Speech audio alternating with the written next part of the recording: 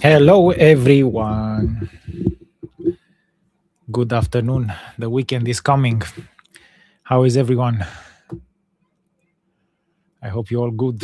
You did good. You slept well. You relaxed. You're strong. You're smart.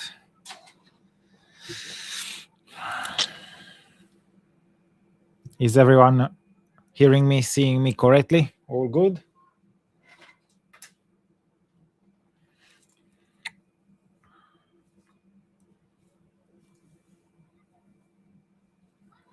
Hello, hello. Just please let me know if you can hear me, see me.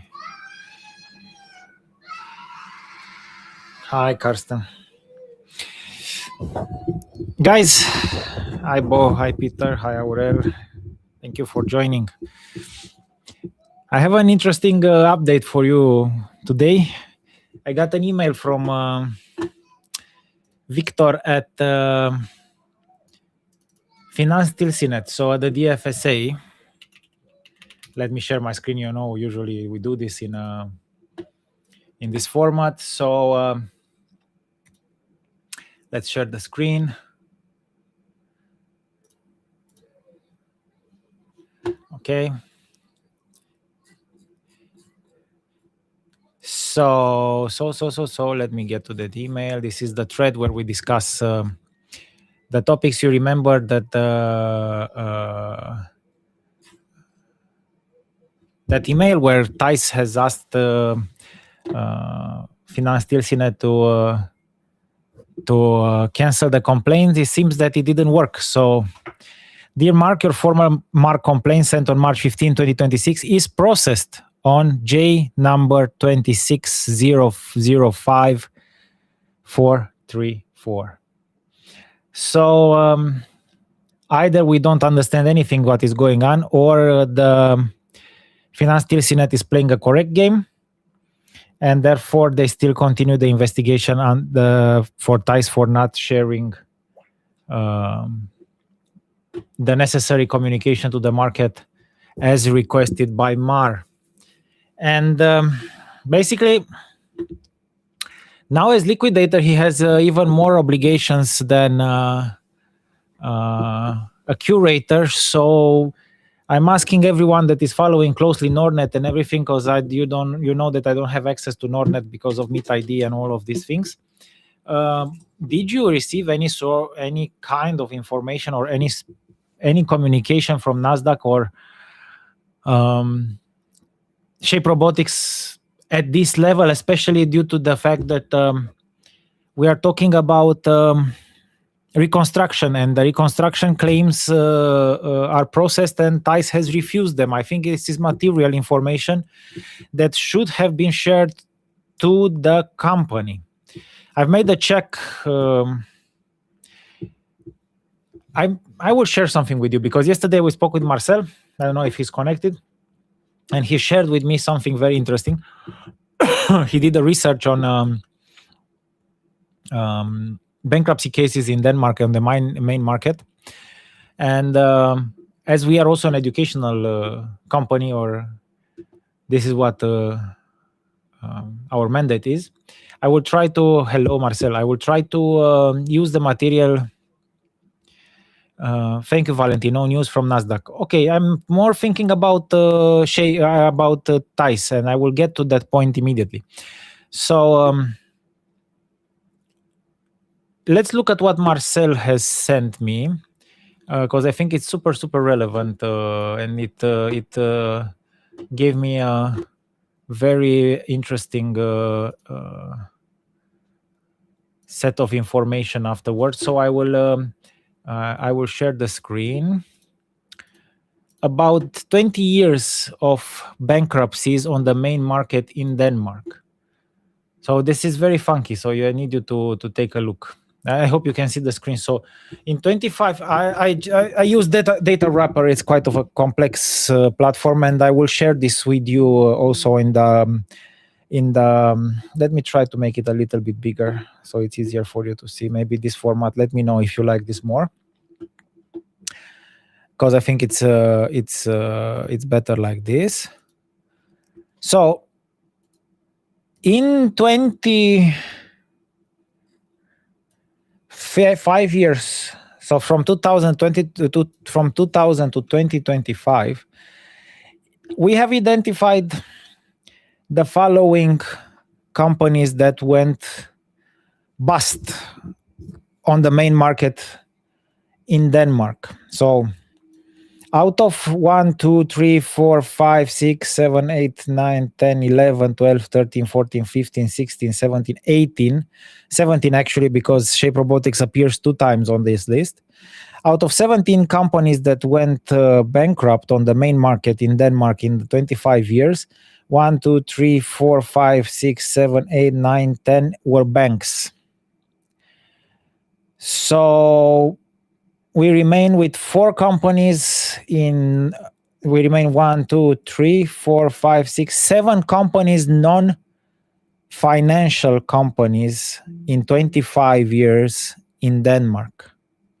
Why I'm saying this? Because I think it's super relevant for our case, especially due to the fact that the banks cannot be treated as handled by the Handelsretten court, because they cannot be. They're handled specially as they are financial institutions.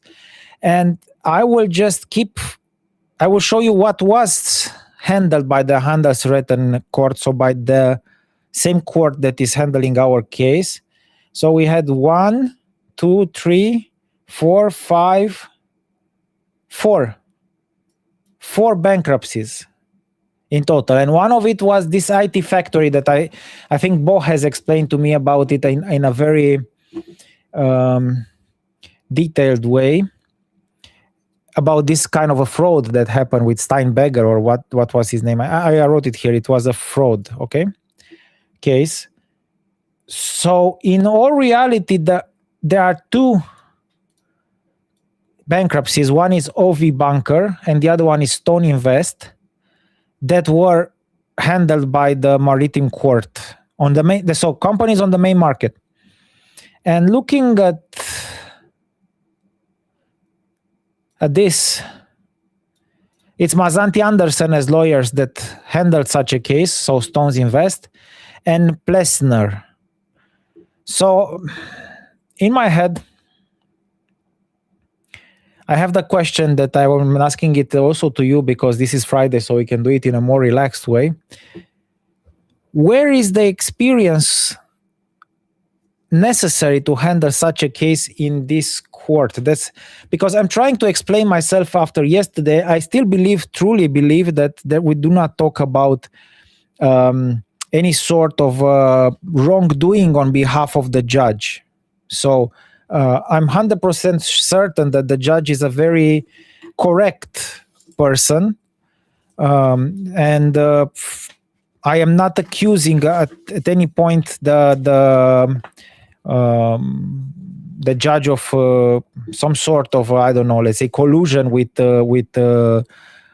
ties. No, not at all. So what I'm talking here is about the experience in these cases, because honestly, and I have Bo here, who was with us, I truly believe that the judge didn't understand that we had what was an EGM and that EGM took place. So I told you yesterday about that. And now after I made this analysis, I believe that we have to look at this in a totally different way. We need to think that this has to be treated as a first case of this magnitude here. And also I discussed a lot with some lawyers and friends from Denmark, that they are telling me that basically where the problem lies is the fact that I didn't choose to die quietly.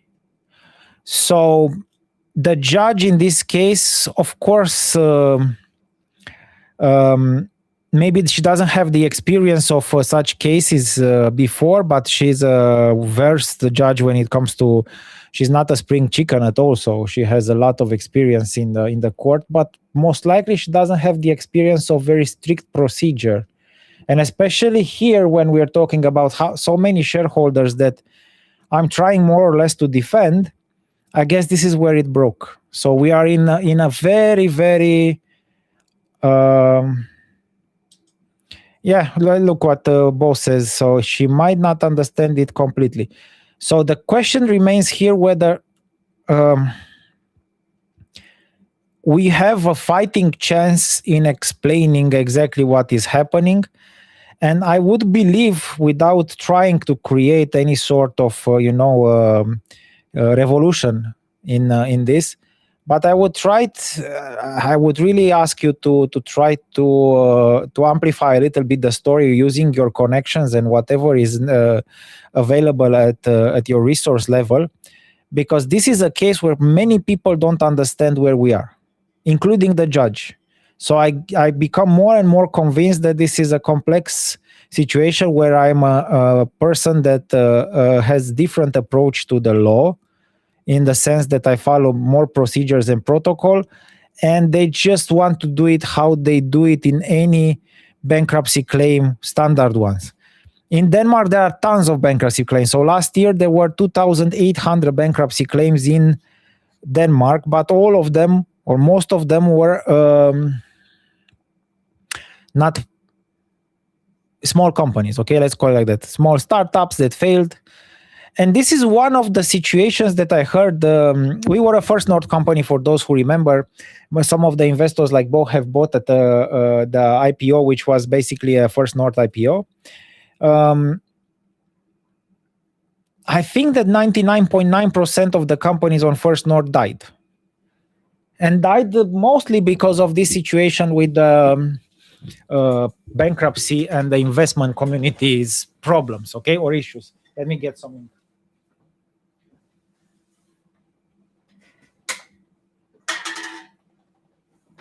I needed some ink for my pen. So what I wanted to say is,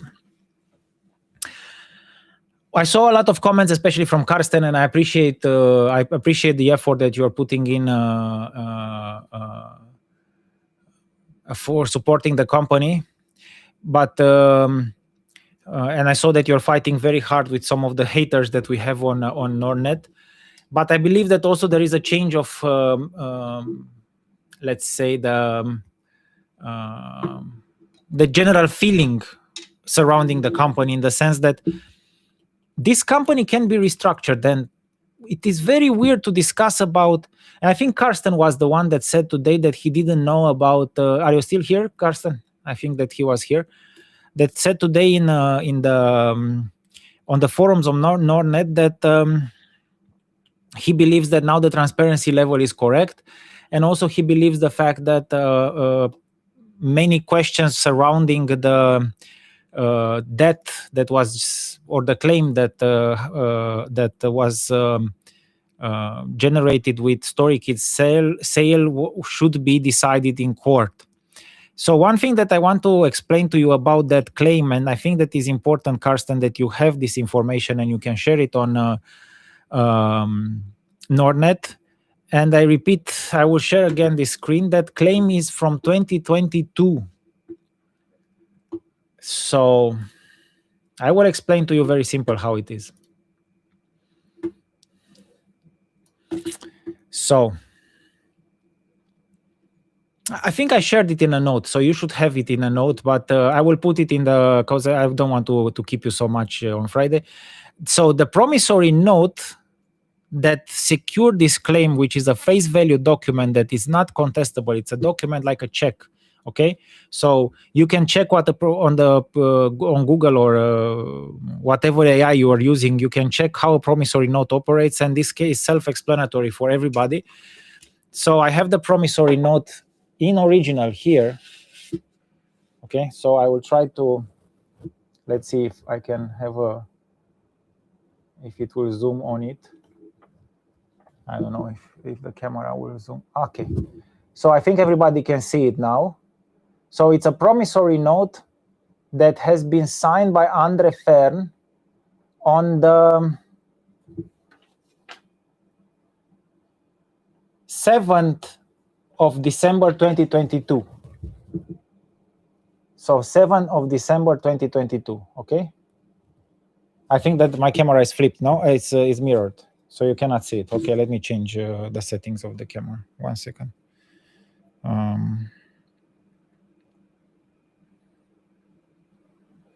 You could see it, or I need to change the settings? I don't know exactly how I am looking. Let me check. I think I am mirrored. Now it should be much better.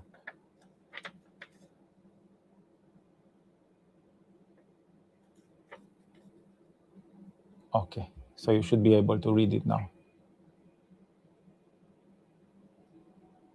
You saw it in the post, but you can see it here. It says clearly 2022, okay? So I just wanted to show that this is an original document that will be in court. So why is this relevant for everybody? Is because some people say this was generated under my tenure. No, it had nothing to do with my tenure, and you have to. I don't want to defend myself because, of course, I did a lot of mistakes during my tenure as a CEO, and most likely I could have done things better if I knew it. I was just counting on other people to do their job, which is something that I don't recommend you to do when you're in my position. So I recommend you to be a little bit more connected, in the sense that exaggerately connected, because I was very connected, but don't count on people doing their job just because they are very well paid. Okay, so long story short, this is a secure document that secured our position in respect to the projects that we brought into the company. So it's very simple. We brought in more than 100 million euros of projects, and we had an earnout at 25%. Part of that earnout was paid, but very minimal, so way around 800,000 euros plus some commissions that were converted into shares that we got stuck with them in the company right now, and the rest was to be converted into shares or cash at the end of 26. But I was smart enough, I think, together with my lawyer in 2021, at the end of 21 and 22, to say that in case the company is being sold or it goes bankrupt, we can convert that equity into cash very fast. So this is why we are here. It was a protection against somebody putting the company into bankruptcy. I thought about this in 2022 beginning, and we got this promissory note after negotiations with that board. So this was a protection clause that we took so we could get the money out of the project that we brought into the company, okay? So it's clear for everyone that this is not something that appeared now. It's actually our loss due to the bankruptcy, and that's why we are fighting very hard for that, because we don't need that money. We do not believe that the company should be killed. We believe in the company, and we try to save it through this solution. So we had designed a protection, a safeguard in 2021 in the end, which was materialized in 2022 against situations like this one. So this is how we think strategically. In case that something like this happens, we had a protection in place, and this protection is designed to save shareholders, okay? To save the shareholders and to keep the value into the company, because I don't understand honestly why there is such a big interest in these companies from outside. The shareholders should have an interest in this company, not Kroman Reumert. I simply fail to understand what is the drive behind Thijs today. And I will give you something as a I don't know, homework maybe. Let's try to all think out of the box a little bit and think about, what if Thijs is going after Carnegie? I was thinking today, the whole day I had this in back of my head. What if Thijs saw that Carnegie is such a juicy claim? Because I don't know if let me give you a background. So Thijs has recently become the head of the bankruptcy division at Kroman Reumert. He was replaced. He replaced a guy an important lawyer that is basically the lawyer that handles today the claim of UniCredit in Shape, Jensen from Acura. And my understanding is, I will not quote this fellow, but I understand that there is a high battle in Kroman Reumert, who's not really a specialist in bankruptcies, to keep this status. There is a lot of cash involved in these operations. And I was thinking, where does he get the cash from? Because the biggest claim of this company is Carnegie today, okay? Because I don't believe that Tice will go and install robots in schools. But their plan was to liquidate, fire sale, put zero value, and then maybe go after Carnegie. That's the only thing that makes any sense at this moment, if you think about it. What do you think about this hypothesis? Because otherwise he will absolutely lose in this equation. He cannot stop the reconstruction at this moment. He stops it temporarily, okay? But everybody has to understand something. On the 11th, if the reconstruction is open, Tice is gone for good. So there's no coming back for him. So it's very weird. So if anybody can shed some light from this strategic position, maybe have a little bit of mind games and devil's advocate play. I don't understand exactly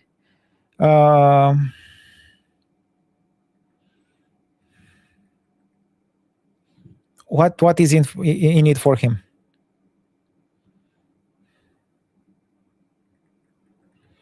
Tell me, what do you think is in it for him? What do you think, my Danish followers, what do you think it could work? Valentin is asking me, would it make sense to hire a Danish lawyer? We have 4 hired. We have a strong team, Danish lawyers.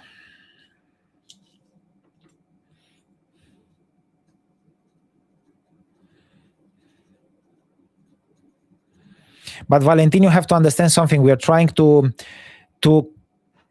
bring pieces of the puzzle out of the box when we can, in order to avoid the media nightmare, because instantly, you see, the second we left court, we had tons of pictures taken of us. If you remember, on the street, people were taking pictures of me.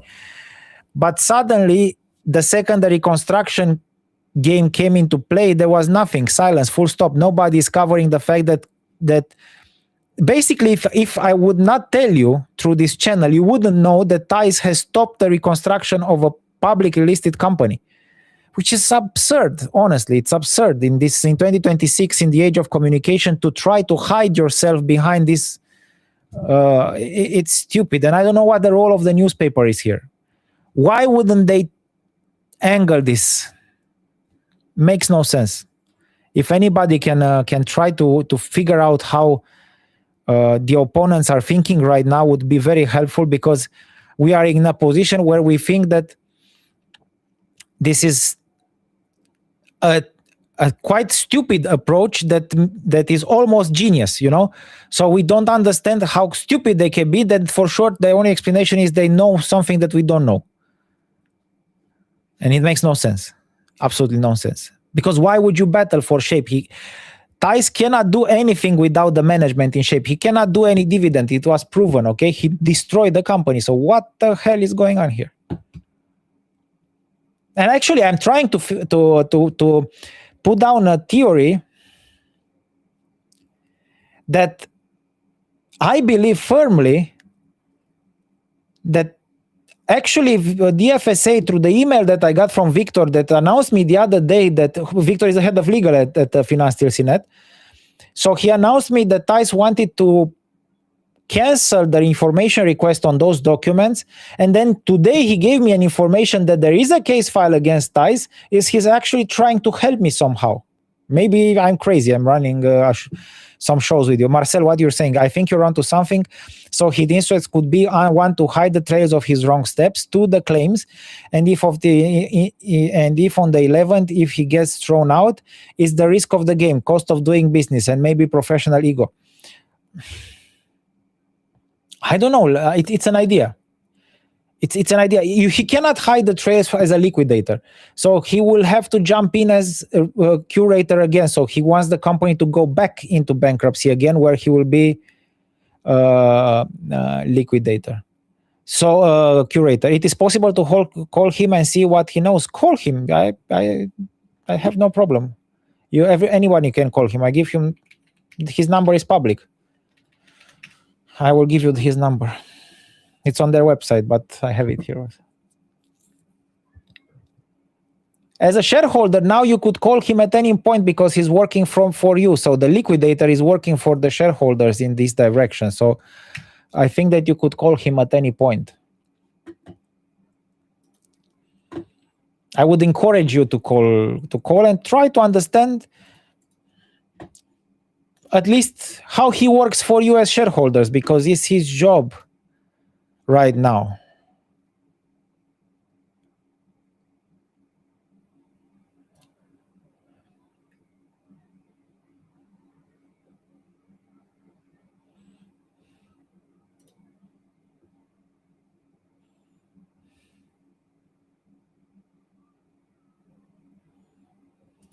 I don't know. Tell me. Run with me ideas.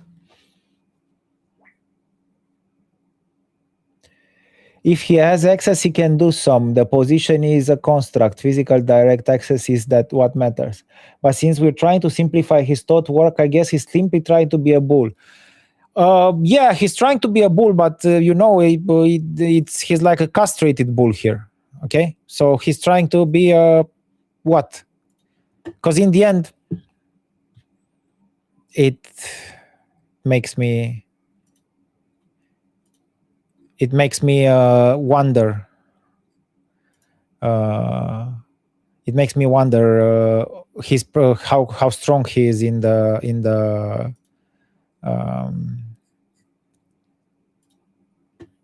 his let's call it experience. Okay,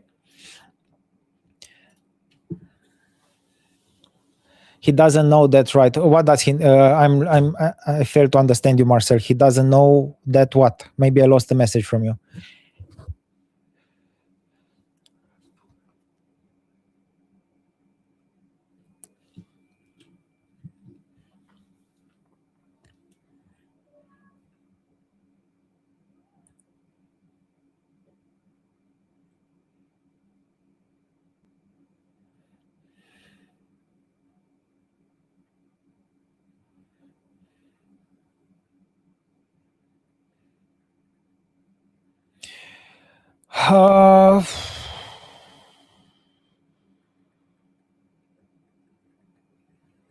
Somebody is writing to me about this.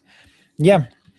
He doesn't know. Does he get anything out of a bankruptcy? He gets, most likely he will get the money. That depends on the number of people he puts in. I understand that for Thijs to bring in a bankruptcy, €500,000, let's say what he has in his account, could be a lot.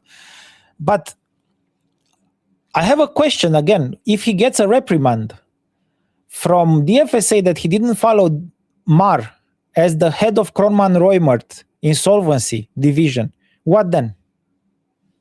Because I'm pretty sure that he will get a reprimand. Honestly, I saw on Nasdaq Nordnet that people are discussing trading shares over the counter, between individuals. Okay, so the MAR regulations exist for every public listed company. We're still public listed, so there is a big danger of not. Anyway, for me, it doesn't make the risk reward matrix here. It should show that he needs to make millions to risk his career in this way.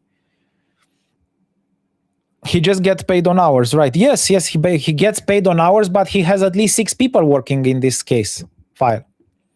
And imagine for 2 months, if you have 5-6 lawyers from Kronman Reumert all paid at 500,000-700,000 euros an hour, where do you get?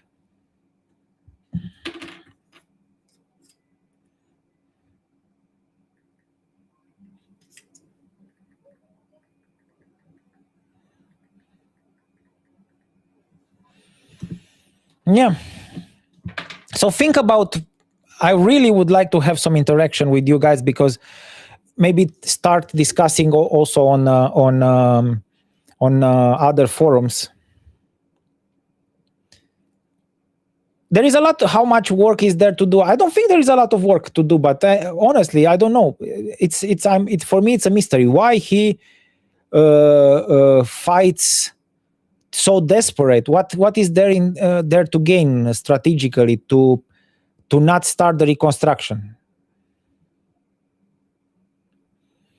Yeah, it was valued to zero, but maybe that's what I'm thinking. Maybe he wants Carnegie. That's the only idea that I have in mind. He values to zero the company and then gets all the claims against Carnegie. Those are hundreds of millions of euros, no? Marcel, how much you are the you like using AI tools? I see. How much is the loss from in value of the company from the moment the pump and dump started? That was basically at 27 DKK. Okay.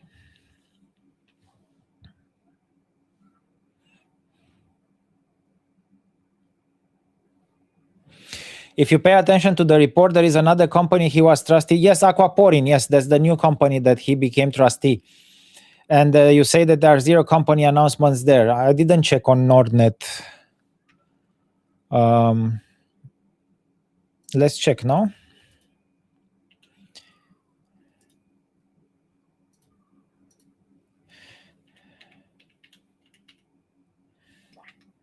Aquaporin actually is delisted.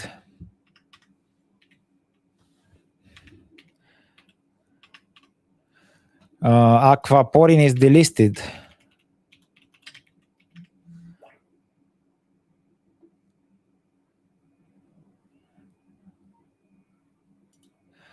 No. Yes, it's a different story, my friend. Look, Aquaporin has delisted from the stock exchange.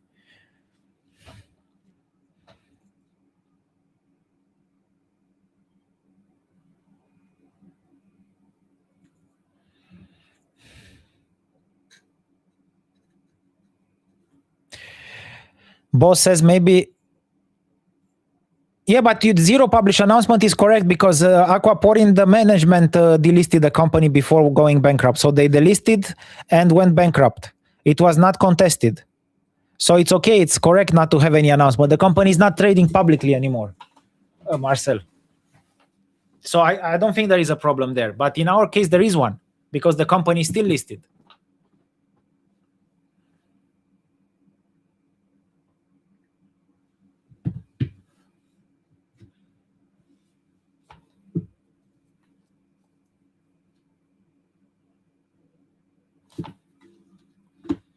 I don't know what to say, my friend. Tibi, what did you say? Maybe someone in the business. What do you mean, Tibi? By the way, Tiberio is my father. So for everybody to know what is the relationship.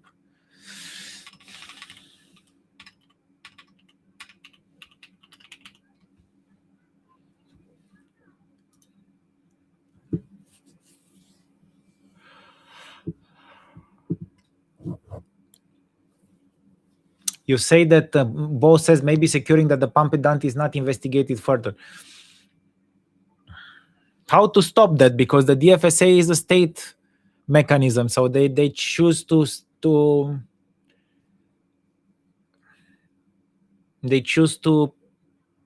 continue even the investigation into Thai. So I find it a little bit impossible to secure that the pump and dump is not investigated further. And in the end, the pump and dump, the greatest claim that that one could have is the one that the shareholders have. Honestly, like I think Mr. Marcel has said that there should be a class action suit. No, Tiberio, I don't believe that someone has interest in the business. No, I don't think that it's that interesting, the business. Because the business is actually very complicated.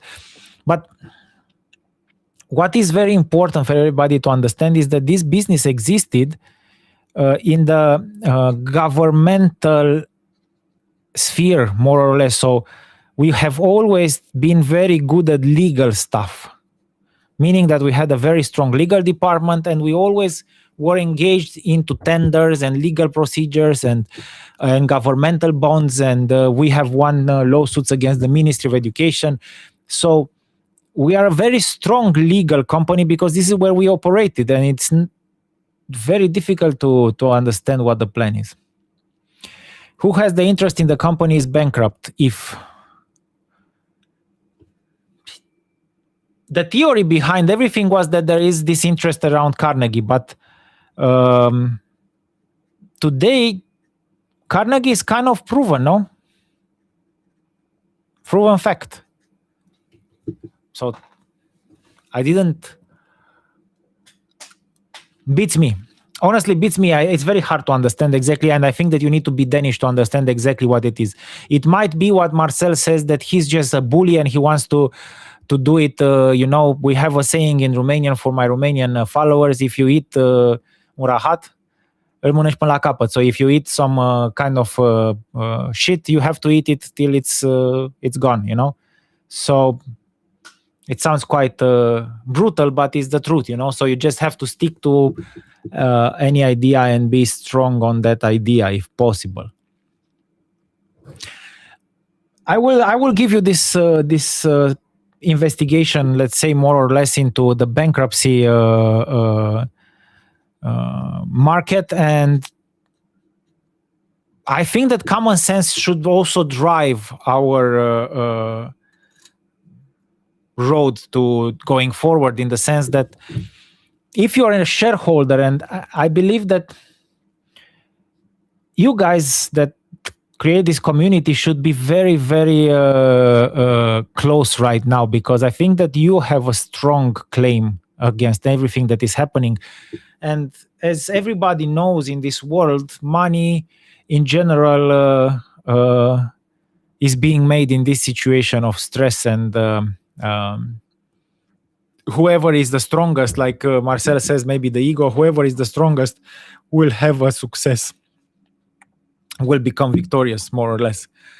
But I'm quite confident that we are very well prepared, and we fought the bankruptcy. God damn it, we won the bankruptcy. Now this is it beats me. Why would you throw in yourself at this level and still continue to do bullshit? I don't understand.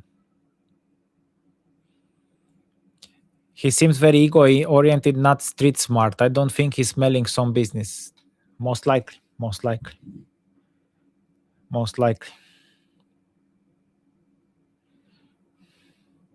It might be that.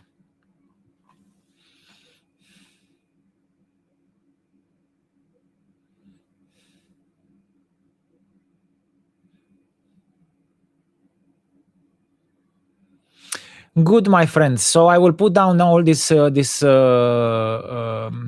information, and let's see each other on Monday, maybe with some new theories, because I think they are important for us to go forward, at least to understand how the enemy thinks. But like I said, it seems that it's not only, it's street stupid, not street smart,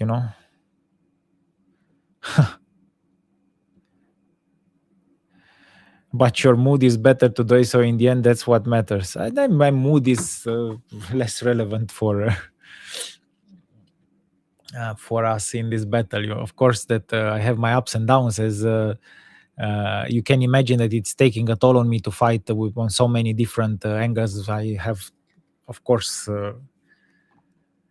Let me tell you a funny story. So the other day, I'm watching. This is for my Romanian followers. I'm watching only one show in Romania. It's quite, let's say, it's a controversial figure called Radu Banciu. He's a more direct person, let's call it like that, when he does a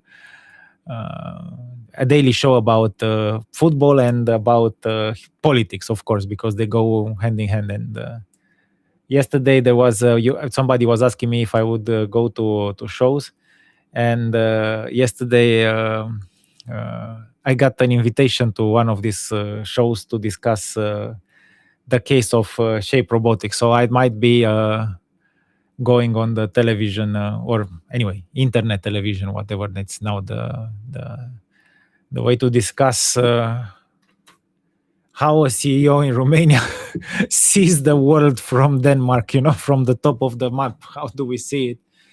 And how do we see the market? And I think that it's quite interesting to understand very well because for me it was a cultural shock going into Denmark and seeing that where too much digitalization and too much trust gets you. Because right now I think that you should be a little less trustful and less digitalized and more paper oriented, because things seem to sometimes go quite bad if you don't follow some basic common sense rules. At least this is my theory today. I don't know, maybe I'm wrong. It should be something to discuss, but I think it's important to look at this situation with Shape also from the perspective of the investors, because everybody that we are talking here invested money in the stock exchange in Denmark. So how many companies are in this situation? How many companies will be in our situation? Okay, to get into a pump and dump and then destroyed and dumped. How many cases are still left that are unsolved? So a lot of rhetorical questions, but maybe let's discuss things on Monday. Have a good Friday and a good weekend, all of you. Thank you. Bye-bye.